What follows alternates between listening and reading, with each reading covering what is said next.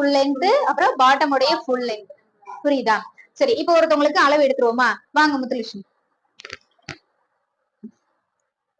நான் அளவு எடுக்கிறேன், ஒருத்தவங்க எழுதுங்க. வாங்க எலிக்க அப்படியே நோட் பண்ணுங்க. இந்த ஷால் ஏதாவது போட்டிருந்தாங்கன்னா இப்படி ரிமூவ் பண்ணிட சொல்லிடுங்க. ரொம்ப ஸ்ட்ரைட்டா இருக்க வேண்டாம், கொஞ்சம் பிளெக்சிபிளா இருக்கணும். சரியா? குனிஞ்சுக்கோங்க. ஒரே ஒரு விரல் வந்து உள்ள விட்டு அளந்துக்கோங்க. ஒரே ஒரு விரல் என்ன ஆகணும்? உள்ள விட்டு அழணும். இவங்களுடைய மார்பு சுற்றளவு பாத்தீங்கன்னா கரெக்டா 39.5 வருது. அதாவது 39.5 வருது. நீங்க 40 வச்சுக்கோங்க. சரியா? 40 மேல 40ன்னு எழுதிக்கோங்க. சரி, அடுத்து பாத்தீங்கன்னா இவங்களுடைய மார்பளவு, அதாவது பஸ்ட் ரவுண்டுன்னு சொல்லுவோம். இதுதான் அவங்களுடைய மார்பளவு. இது பாத்தீங்கன்னா 41. இதுக்கு ஒரு விரல் உள்ள விட்டுக்கோங்க. சரியா? எத்தனை? 41.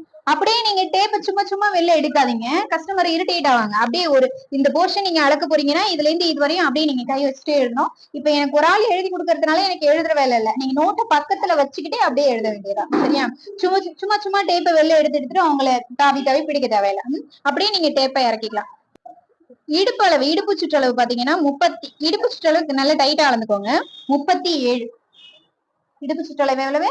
37. இப்ப நான் கரெக்டா இந்த இடத்துல இருந்தா என்னுடைய டாப் போர்ஷன் வந்து முடிய போகுது.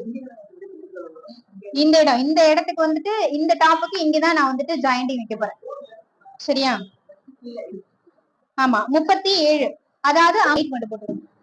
அம்பர்லா டாப்போட ஜாயினிங்ன்றது எந்த இடத்துல கொடுக்கணும்னா, நம்ம பிளவுஸ் போடுறோம் பாருங்க, பிளவுஸோட உயரம் முடியுது இல்லையா, அந்த இடத்துல அது கரெக்டா இருக்கும் நமக்கு. சரியா?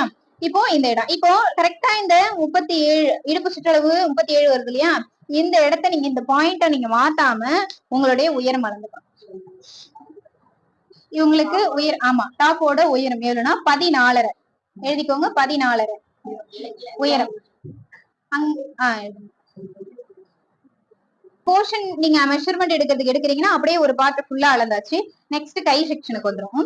கையில வந்து பாத்தீங்கன்னா ஆம்பூல் அளந்துருங்க. ஃபர்ஸ்ட் கை வந்துட்டு ஒண்ணு இப்படி மடக்கி வச்சு அளக்கணும், இல்ல இடுப்புல வச்சு அளக்கணும். ஃபுல்லா நீங்க கை இப்படி நீட்டி வச்சு அளக்க கூடாது. ஏன்னா நம்ம ட்ரெஸ் போட்டோம்னா இப்படியே நீட்டிட்டே இருக்க மாட்டோம், நம்ம எல்லா விதத்திலையும் யூஸ் பண்ணுவோம் இல்லையா, அதுக்கு ஏத்த மாதிரி பிளெக்சிபிளா இருக்கணும். சரியா?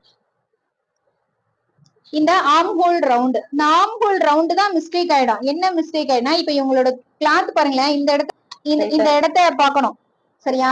இப்ப இவங்க ட்ரெஸ் வந்து நல்லா இதுவரையும் தொங்குது, நம்ம என்ன பண்ணிடுவோம்னா, சரிங்க, இப்படியே அளந்துட்டீங்கன்னா அப்படியே தப்பாயிடும் பிளவுஸ்.